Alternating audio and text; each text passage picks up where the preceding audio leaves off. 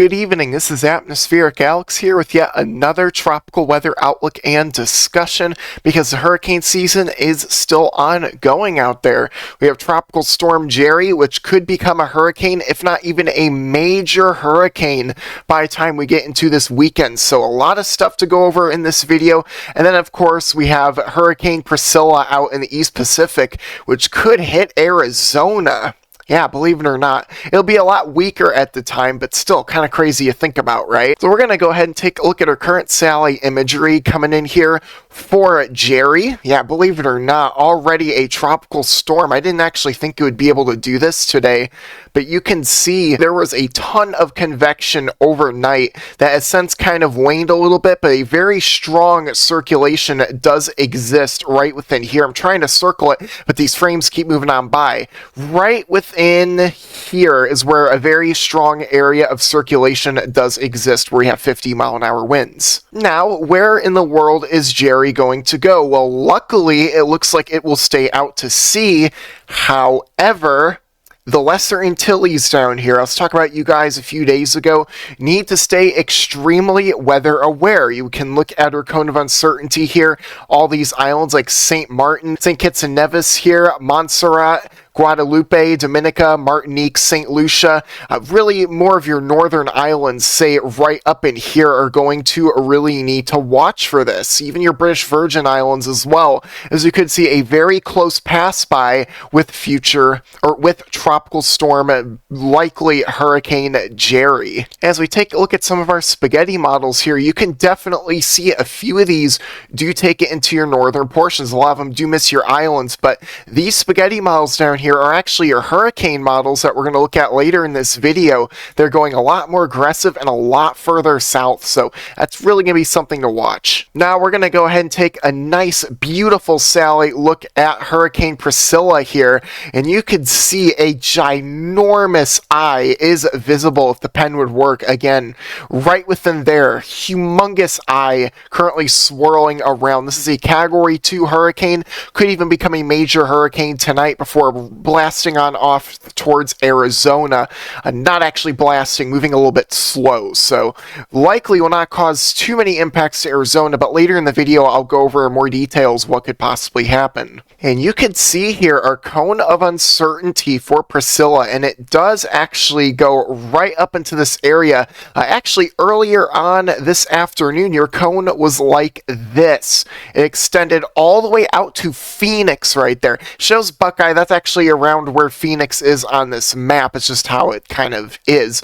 But you can see it went way into Arizona, and we're going to go ahead and now take a look at our European ensemble, and we're zooming really far into the central Atlantic so we can see our Lesser Antilles, most importantly our northern Lesser Antilles here, because we want to answer the question, will they be impacted by Jerry? So this is your EPS model here, and you can see there are quite a few members that do get pretty close to the islands, but the majority of them do actually miss, which is good news.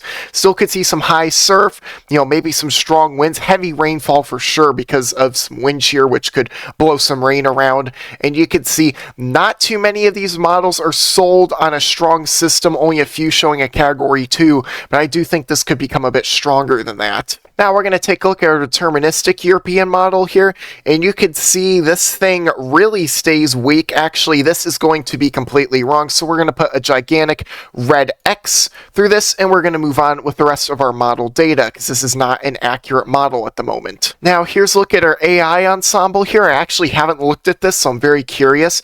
We do have quite a few members that get it quite close to the islands, but it is very weak, so once again I'm going to put a gigantic red X, because this is not going to happen more than likely, and if it does, well, you can let me have it in the comment section below, but I do expect this to really intensify.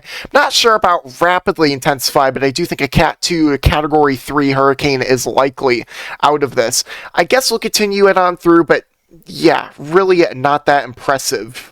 oddly enough, our main GFS may be the one to go off of here. It does show an approaching Category 2 hurricane, as this does go just off to the northeast of your Lesser Antilles, pretty far off to the northeast, with not many impacts, maybe some flooding rain on your islands. So this is a lot more accurate here, so what I think could happen, and it does show it strengthening into a major Category 3 hurricane as it goes out into the open Atlantic. Alright, we have to have an ensemble model that knows what it's doing. Let's look at our Canadian model, and yeah, this is a little bit more accurate here. So this is our Canadian ensemble showing a Category 1 hurricane just to the northeast of your Lesser Antilles, so we're not seeing any members showing a direct landfall, which is very peculiar because your hurricane models will tell a different story. Now, your main Canadian model shows it quite a bit weaker, but still approaching a Cat 1 hurricane, but again to the northeast of your islands. So let's get into the fun stuff, right? We just took a look at all of our global models and ensemble models, but it's time to look at our hurricane models, and I actually haven't looked at these yet for this current model run. You can see here, this is getting a little bit aggressive, initializing at around 70 miles an hour. That seems kind of crazy, but this is for Jerry here on our Havze model. This will continue on off towards your islands here.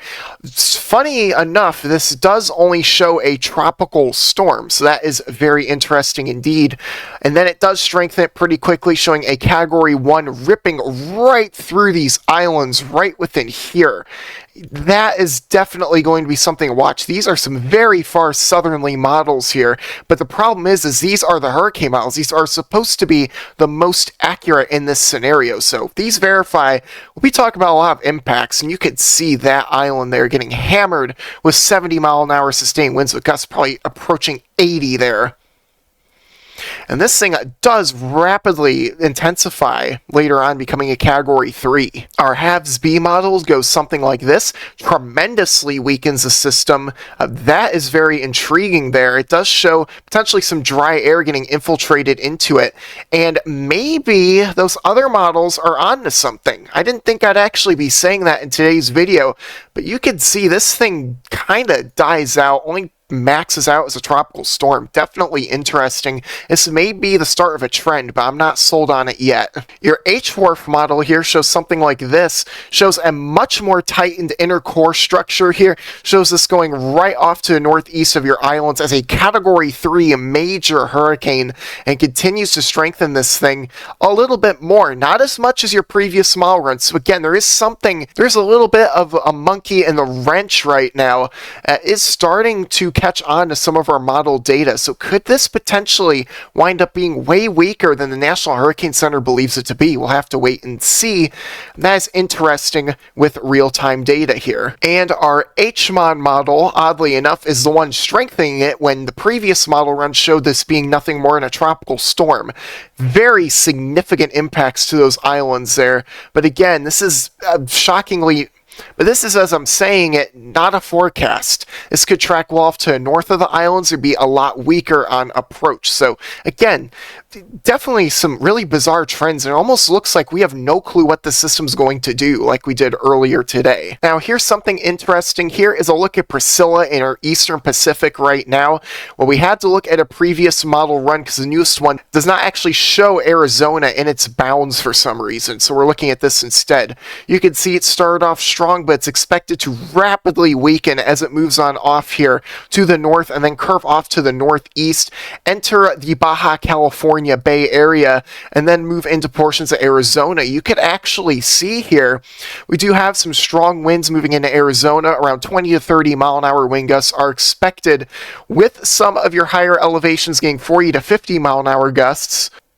And that really continues on through into your Rockies and stuff like that, so that is something to note. Could you guys see a lot of rainfall out of Priscilla? The answer is yes and yes. You will definitely be seeing a lot of monsoonal air being infiltrated into your area, especially as it moves over these really hot waters of your Baja California Bay Area. I think waters are upwards into the mid-80s right now, so certainly going to provide some storm activity.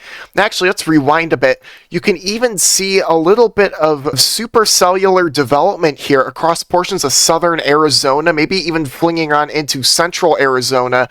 We could see a low-end tornado risk with the remnants of Priscilla here. You could see definitely talking about some supercellular structures back in here, and maybe some other rotating thunderstorms right within here as well. So something very odd and interesting to note. This will be a very unique tropical system moving into your area going into Saturday and Sunday. If we take a look at our H-WRF data, because our HAVS-B model for some reason is not cooperating with me, you could see definitely a lot of thunderstorms. Some of them could even be severe, moving on through into Arizona, southern Arizona, into eastern Arizona here. And again, tornadoes are going to be possible. The chances of it are extremely low, but certainly non-zero. So we'll just have to watch this closely.